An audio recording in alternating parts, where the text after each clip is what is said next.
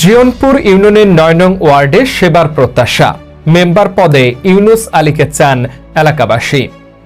স্থানীয় সরকার নির্বাচনকে ঘিরে দেশের বিভিন্ন এলাকায় শুরু হয়েছে সম্ভাব্য প্রার্থীদের তৎপরতা। মানিকগঞ্জের দৌলতপুর উপজেলার জিয়নপুর ইউনিয়নের ৯ নং ওয়ার্ডেও মেম্বার পদ নিয়ে আলোচনা তুঙ্গে। বিস্তারিত থাকছে প্রতিবেদনে। স্থানীয় সরকার নির্বাচনের সম্ভাবনাকে ঘিরে সরগরম হয়ে উঠেছে মানিকগঞ্জের দৌলতপুর উপজেলার জিয়নপুর ইউনিয়নের ৯ নং ওয়ার্ড।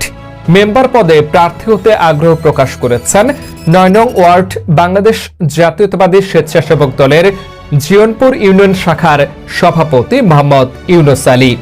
দীর্ঘদিন ধরে তিনি বিএনপির একজন কর্মী হিসেবে কাজ করে আসছেন। ইউনুস আলী জানান, জনগণের পাশে থেকে এলাকার উন্নয়ন ও সেবামূলক কাজ করাই তার প্রধান লক্ষ্য। নির্বাচিত হলে রাস্তাঘাটের উন্নয়ন, সামাজিক নিরাপত্তা এবং তরুণদের কর্মসংস্থানে কাজ করবেন বলে জানান তিনি। এছাড়া মানিকগঞ্জ ১ আসনের সংসদ সদস্য এস.এ. জিন্নাহ কবির এর দোয়া কামনা করেছেন তিনি। স্থানীয় বাসিন্দারা জানান, ইউনুস আলী একজন সাদাসিধে ও ভালো মনের মানুষ। তিনি সব সময় মানুষের পাশে থাকেন, তাই আসন্ন নির্বাচনে তাকে মেম্বার হিসেবে দেখতে চান তারা।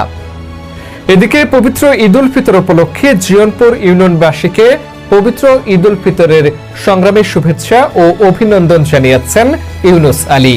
প্রচারে ৯ নং ওয়ার্ডের সর্বস্তরের জনগণ।